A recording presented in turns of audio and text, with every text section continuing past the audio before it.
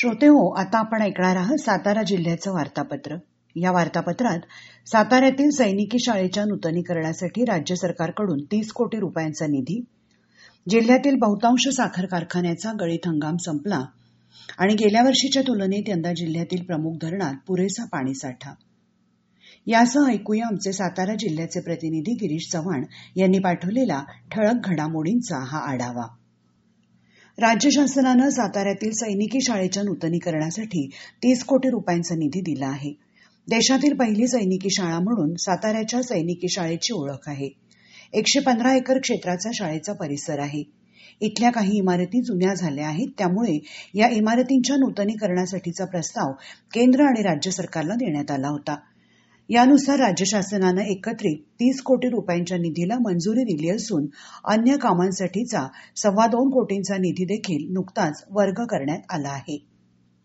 सातारा जिल्ह्याला 2024-25 या वर्षासाठी पीक कर्ज वितरणाचं 3,600 कोटी रुपयांचं उद्दिष्ट देण्यात आलं असून 15 मार्च अखेर 3,064 कोटी 18 लाख रुपयांचं म्हणजे 85% पीक कर्ज वितरित करण्यात आलं आहे.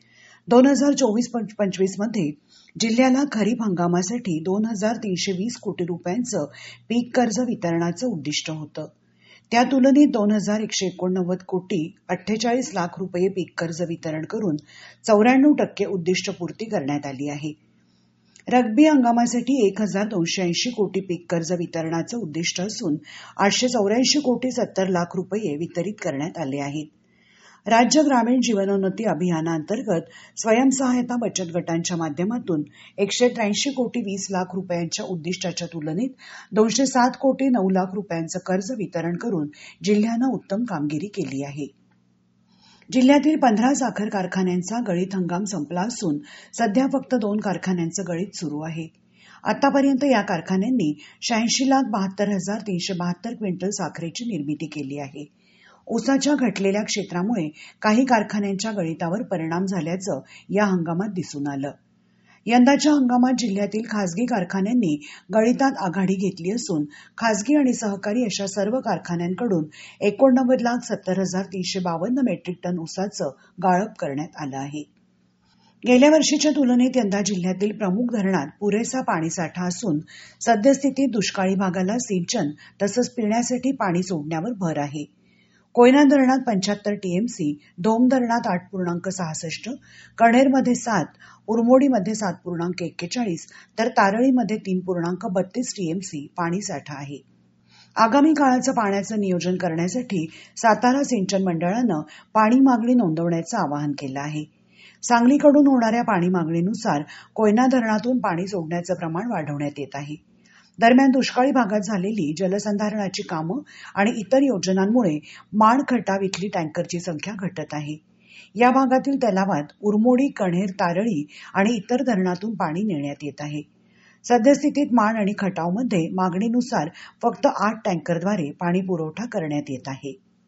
सातारा जिल्हा परिषदेच्या आरोग्य विभागातील कर्मचाऱ्यांची दैनंदिन हजेरी फेस रीडिंग तसंच बायोमेट्रिक पद्धतीनं घेण्यात येत आहे. त्यानुसार मासिक वेतनाचा ताळेबंद आखण्यात येत आहे. या पद्धतीनुसार आरोग्य विभागातील 1,512 नियमित तर राष्ट्रीय आरोग्य अभियानाअंतर्गत 1,120 कर्मचाऱ्यांची नोंद या प्रणालीद्वारे घेण्यात आली आहे. अशा प्रकारे कर्मचाऱ्यांच्या कामावर येण्या जाण्याच्या वेळा आणि पगार ताळेबंद करणारी यंत्रणा उभारणारी सातारा जिल्हा परिषद ही राज्यातली पहिली जिल्हा परिषद ठरली आहे. सुपोषित ग्रामपंचायत अभियानाअंतर्गत सातारा जिल्ह्यातील 154 ग्रामपंचायतींचे प्रस्ताव शासनाकडे पाठवण्यात आले आहेत. यानुसार निवड झालेल्या किमान 75 ग्रामपंचायतींना 1 लाख रुपयांचं पारितोषिक मिळणार आहे. या अभियानात राज्यातील 2,750 ग्रामपंचायती सहभागी झाल्या आहेत.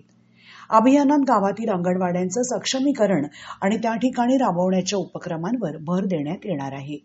तर श्रोते हो, हे होतं सातारा जिल्ह्याचं वार्तापत्र.